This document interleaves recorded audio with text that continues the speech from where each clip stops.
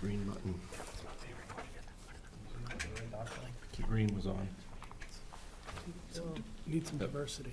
You know her. Still green. Under VCR. Whatever it's called. I'm dating myself.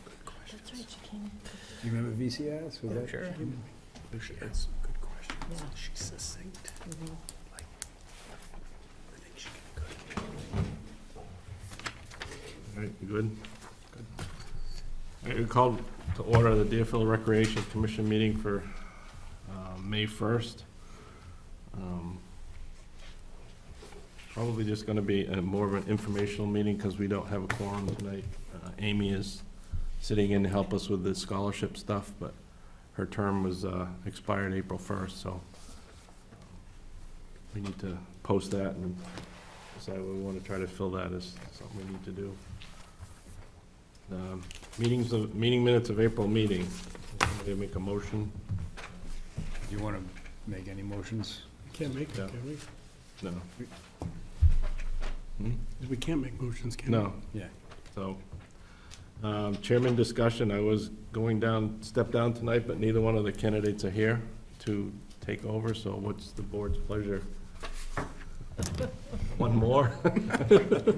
Wait till at least one of them's here to take over, unless someone here is interested. But we can't vote on it anyways.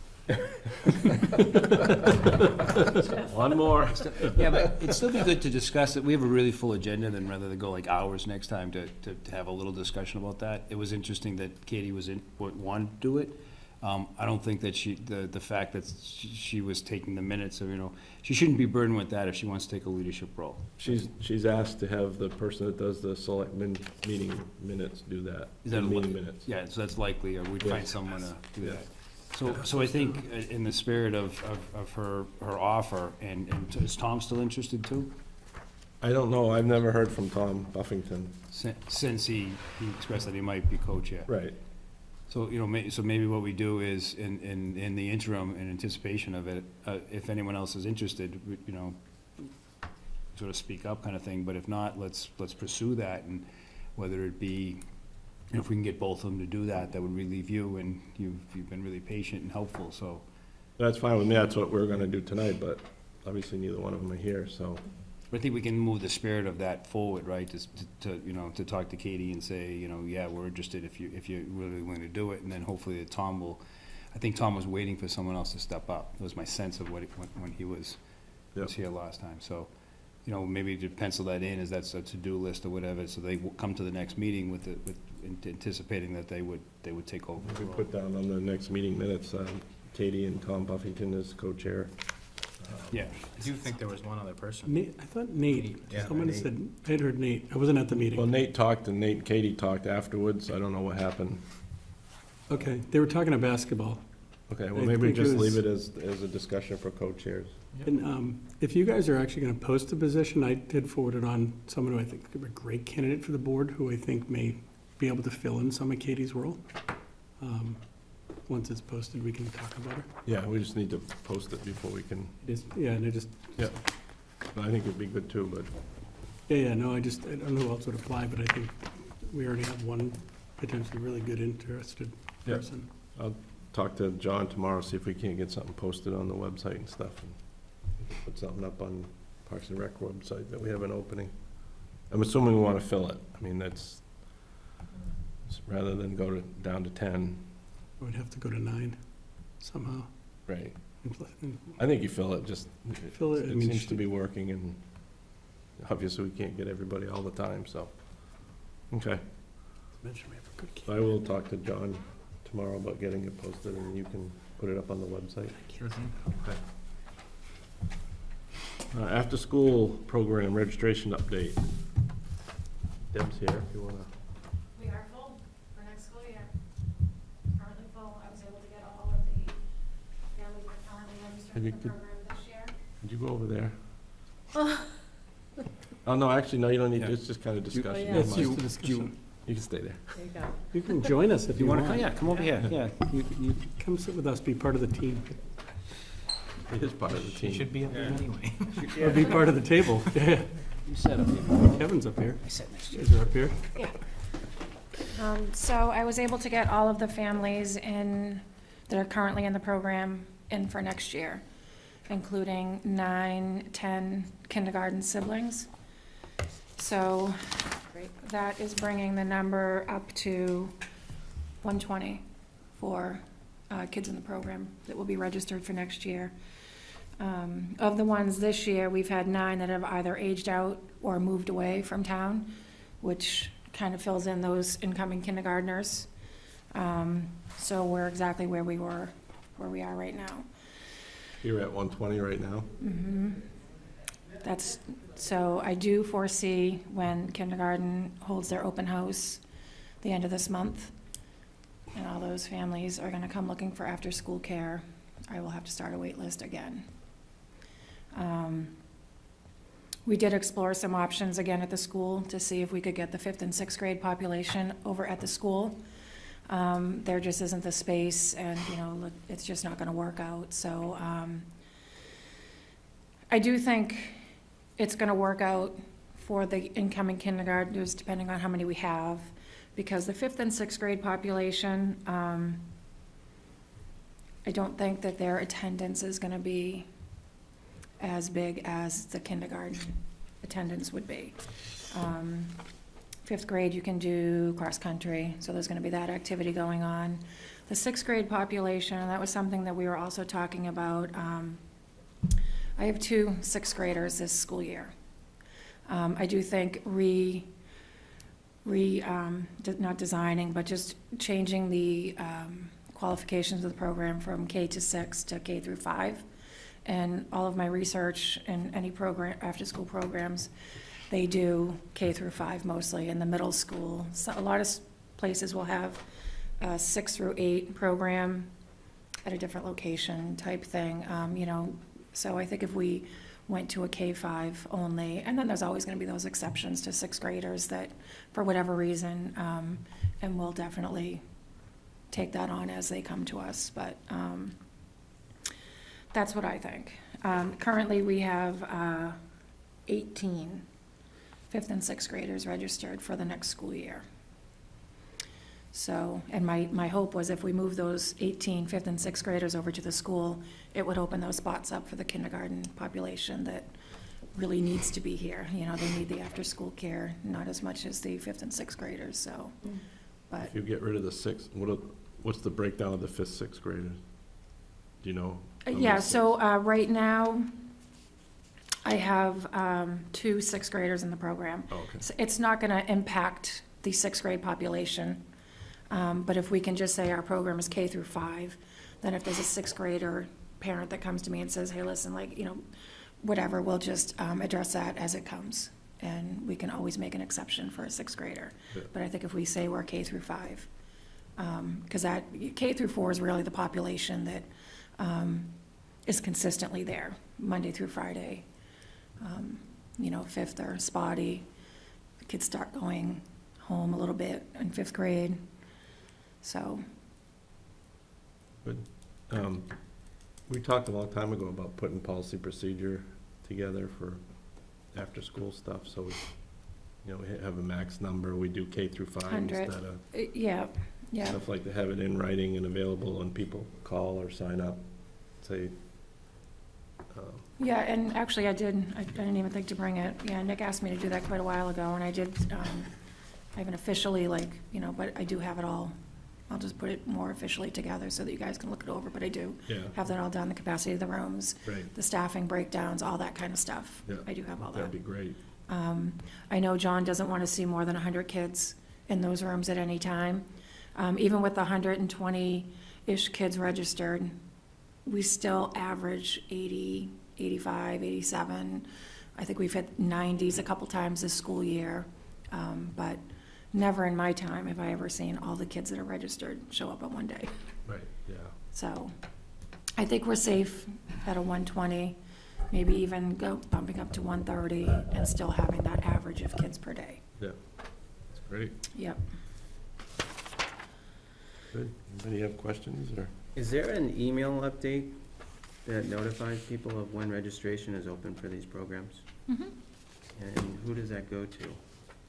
So for the after-school program, it went only to the families. See, what happened last year was registration opened, and it was open to anybody that wanted to just go in and register. And there was a lot of new families, and they took all the spots. So that's when we had to start our wait list before school started last year, and a lot of the families that were currently in the program and had been part of the program for several years didn't get spots. So this year, we decided we were gonna go ahead and open the registration to those families currently in the program, because I feel like we owe it to them to keep those spots. And so it only went out to those families. And because they've taken all the spots, we'll start with a wait list again for next school year. And is it the same thing for summer camp? No, summer camp was a general, the information was out there. It opened March. Board. Mm-hmm, yeah, And the notifications went out to everybody that has been in summer camp before? not necessarily, no. We just kind of posted it, we had an information night that we held for anybody that wanted to come down. Before we opened registrations, we posted that as many places as we could post it. Yeah. How was the response? Are you full with that summer camp? Not full, we have spots. There's some certain weeks that are full, and I'm trying to manage all that right now, what days and what trips are full, and I put in a 9-week calendar for the families to fill out this summer, and that helps me gauge what my numbers are per day, per week, so that I can open spots up to more kids. So. But the registering part of it, you can't register for the program anymore, right? It's not open online anymore. You would have to come through me, and then I can manually do it so that I can manage who comes in at this point, Okay. just based on some of the weeks are full. I sent an email through the rec desk, and I didn't know if the email system was working, so that's I what don't even know wanted where to the follow. emails go through Rec Desk. I don't think they get to us. Yeah, because Never had anything it go has the option to pick who you wanted to go to out of you three. and I Really? selected you, because I had a question I wanted to register, but Interesting, We'll yeah. have to look into that. We definitely will have to look into that. makes me wonder how many other people have tried the same thing, if they're getting hung up somewhere. And if you guys might get flooded with emails once you get it working. I feel like all the people that need the summer care, they know how to seek it out, and they'll come looking. Yeah, that's my first time, so Yep, I just yep. figured I'd go through the rec desk. Yeah, interesting. No, I haven't heard that before, so. All right. Do you anticipate you'll have enough staff in the fall? Yes, before I even started the opening the registrations for the current, I went through all the staffing. I asked to, who was gonna return in the fall. And a lot of our new hires, will come back. We still have, Phil's gonna be back this year. So we still have a good chunk of adult staff that will be there. So we were looking much better this fall than we did last fall. So I don't anticipate, there's just one staff that isn't quite sure yet about next school year. But he'll let me know as summer goes on. Good news. Mm-hmm, Yeah, I know. good news. I would, that's a good question. I would suggest staying really on top of that, because obviously that caused us a big problem last year. Oh, I certainly am, and when I approached them and asked them to, I went, how many years do you see yourself here, like through all 3 of your high school years? And so, and everybody was really open and honest and said, no, I want to be here all through high school. And so I think moving forward, as the older college kids move out, I think we've got a good group that's coming in behind. And then same thing with our younger staff. We have a nice big group coming in. We have 8 or 9 of our, what we had for SITs last summer are now gonna be staff aides starting this summer. Some of them are already starting because they've turned 14. So that's pretty exciting. I have one more thing. Nobody wants to micromanage things, but I found out about the fact that you guys went down to the school from somebody at the school in a conversation, and I felt like an idiot. I had no idea we were still looking for space down there. So I think, We weren't If- necessarily looking for space, we just, we talked to John about where we were, and he suggested we just open that dialogue again and okay. see if it No, was still on the that's fine, I table. have no problem with that. Yeah, It just, in the future, if stuff like that happens, just let everybody know. That's all. That's all I'm asking. I just don't like to get caught with my pants down in a conversation. What do you mean? You know, But I do think if it's big things like that, right, is that what you're talking about? Yeah, I Because mean, if they the board just, was in, like, we, you know, just would like to know that it's happening, that's all. not So probably I everything, don't- but like that, because that was something that we ended up going down to that meeting on. Just from a, nothing, yeah, I don't know how to, because, well, last night they came to us about an address for Hartford Brook, and it's, we gotta figure that out a little bit, because I looked at Deb, I mean, not Deb, you're Deb, Cindy, and I was just like, the corner of Hartford Brook and whatever, and so that was actually something to bring up with you today, is there an address that they can give out to the schools? Because there is something with them knowing Dwight or me, that we're in there, and they just, hey, what is this? And they ask, and, the problem though too is it doesn't show up on a lot of GPSs either, yeah. So- Cindy has the address now, yeah. Did you get it to her today? like 2 days ago, Saw her at the book fair last night. so. Okay, so just follow up with her. I saw that published somewhere. Yeah. I saw that published somewhere. Didn't you put that out in an email? I put it out in an email to our baseball, softball guys, as well as to Dave Gray, who's the president of our softball league, which Cindy was CC'd on the email. Okay, no, so Yeah. we're good. Just maybe ping her again and say, hey, just passing it on. Anyways, Good news on the after-school. that's awesome. Do you want to touch on the other piece of after-school that we talked about? Again, I don't know if we don't have a quorum, so we can't vote on fee increases or anything like that, but, I don't know how many of you had a chance to read my email, but we do, looking forward, we think that it might be a good idea to, bump up the cost, the fee per day, a little bit. It's been sitting at 35 for quite some time now. Since the program started. Since the program started. So we're thinking about $50 a week, $10 a day. And I've got, plenty of math here that supports that. Basically, it breaks down to, we're looking at 75% of our attendees that attend 4 or 5 days a week right now, and that's exactly who it would affect if we switch over to a 5-day, $10 a day structure. So using that number, and expecting at least $5 of increased revenue per kid, that would cover the recent staff adjustments to the wages. So that's kind of what I based it off of. If you guys want to look at that in depth, ask questions about it, that's what it is. But I think it makes sense to start there, and if there's a little left over, great. We like to do things for the kids and have money left over and add as much value to the program as we possibly can. So take a look, let me know what you think, and maybe we'll vote next meeting. Question on that, so this flat fee structure, like, is this a cost, right, if you have staff coming in, right? So is there a cost that having too much variability in there creates issues rather than saying, there's a flat fee, or maybe I'm misunderstanding, of $30 a week minimum, even if you come once, because you're scheduling people and you have resources here, and there's a cost to that?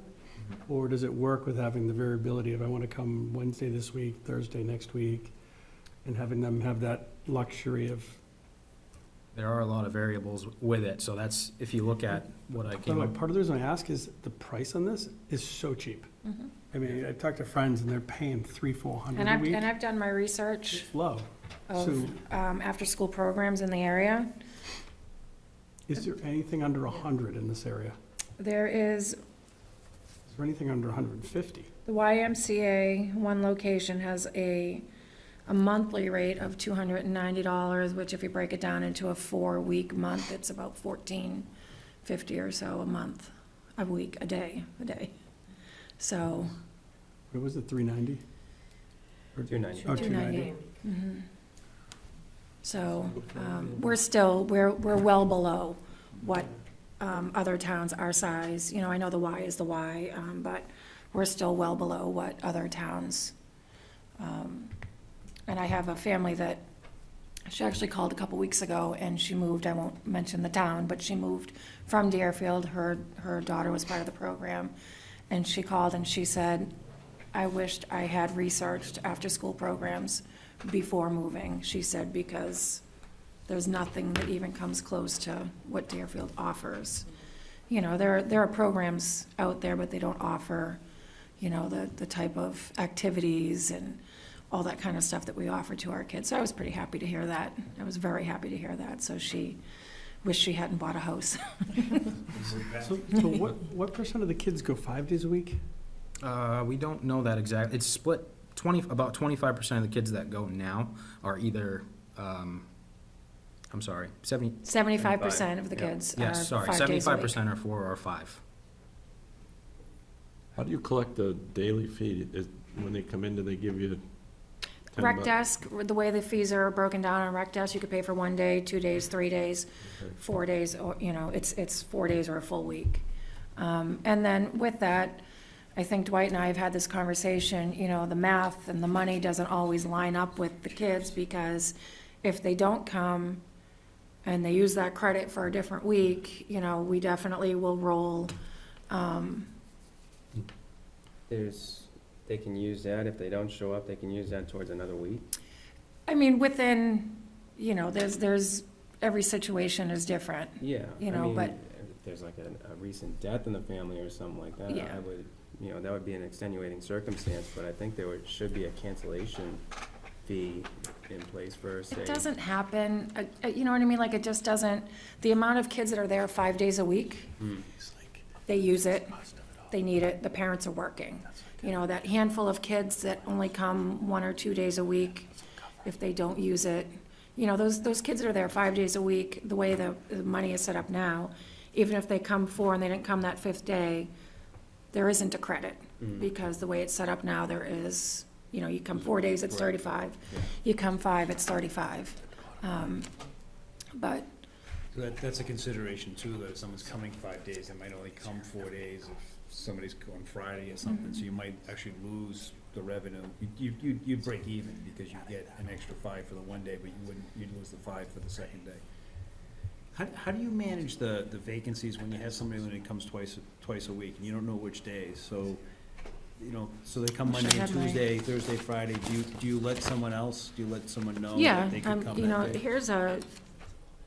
here's what a weekly schedule for all the kids in the program looks like. So you could see there's Monday, Tuesday, and, you know, X, they're not here, Y, they are. So then I'll go through that, and if somebody calls and says, hey, can so-and-so come? You know, I have it all right here, you know, broken down by grade, by day. And if you're at 120, but you only want to be around the 90 threshold, 95, because of the facility, you don't necessarily want everybody coming 5 days a week then, right? Because you would fill. Yeah. Honestly, in the history of the program, I think there's been maybe 2 or 3 times we have ever reached over 100 kids in the program on any given day. You And think honest, if you said, instead of daily rate, it's $30 a week, whether you come 1 day or 5 days, do you think that would change? I don't know. So I guess my thing is understanding the cost structure better, because I suspect the majority of the cost structure over there is your fixed cost. There's not a lot of variable costs that are gonna change on a daily basis. Even from a staff perspective, I don't know how you run the staff, but it'd be more interesting to see your cost structure and how that relates, because I suspect the 1 day, 2 day, 3 day doesn't cover your fixed cost, right? And we'll talk about when we look at soccer budget, but like, you have a fixed cost structure, whether a kid uses it 1 day or 5 days, there's an underlying cost there, right? So it is disproportionately higher for 1 day versus 5, because that one kid probably doesn't add a lot of cost to your system throughout the week for being there for 5 days. And it's probably a step cost too, right, based on blocks of kids and how many people someone can take care of. So right now you have it equally distributed. I suspect it'd be a better, more appropriate price structure if it was more heavily weighted towards 1 day or 2 days cost more, because it costs the program more to provide that spot for the kid.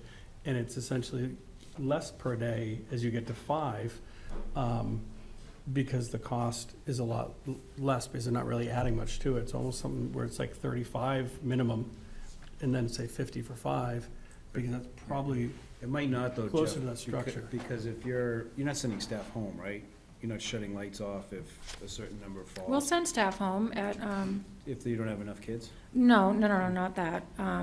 When it hits 5 o'clock and, you Right, no, know, but I mean, if the number changes, so No, instead of, you get no. 60 kids instead of 80 kids, you don't No, send anybody home. that So happens, she's that happens a running lot. pretty much at a fixed cost. The Yeah. facility, the lights are on, the, Yeah. but that's my People are point. showing So up. then you should almost, if that's the case, you should almost charge the same for 1 day as you do for 5 days.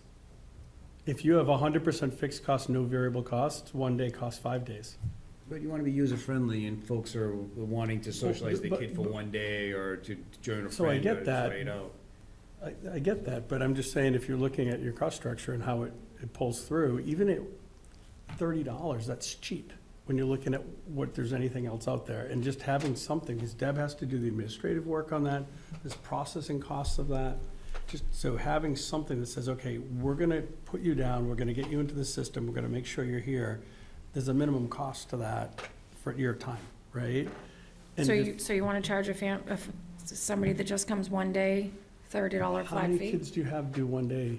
If I don't 75%. think I would want to do that, honestly. I would not be comfortable with that. If there's 75% of your kids, right, go for 4 to 5 days a week, right? That's the majority. So there's 25% of your kids that go less than that.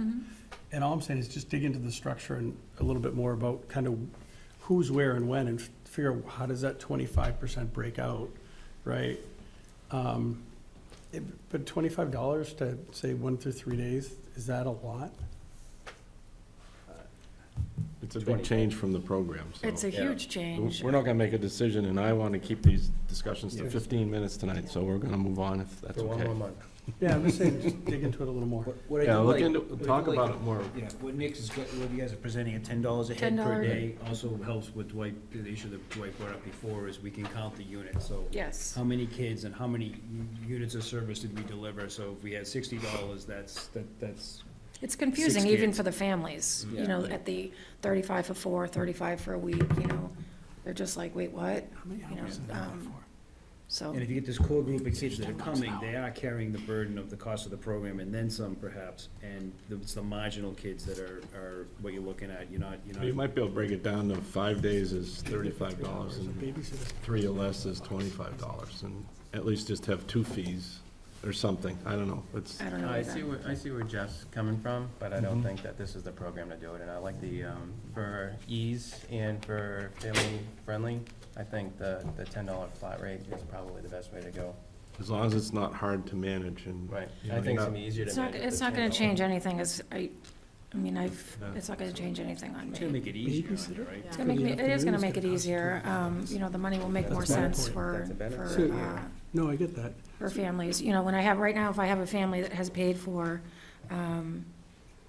you know, 3 days and they want to add a day, I'm like, well, you already paid, so it's only $5. So things are just, Yeah. you know, the math is just a little off balance. That's fine. You know, and I don't want to, you know, Well, there are families that do live on a fixed income, and if $10 a day is all they have to send the kid for socializing, then I think they should be able to send them for $10 a day, Yeah. and get that active outdoor activity, socialization with their peers and the community. Or they wouldn't get it any other. They wouldn't, no. Yeah, no. and I think that speaks to the philosophy of the program. I do And that's too. what we have to make sure we all are on the same page with and stick to when figuring out what the realistic costs are. Mhm. Okay, we're gonna move on. Thank you, Deb. Thank Very you. good. Excellent. Financial update.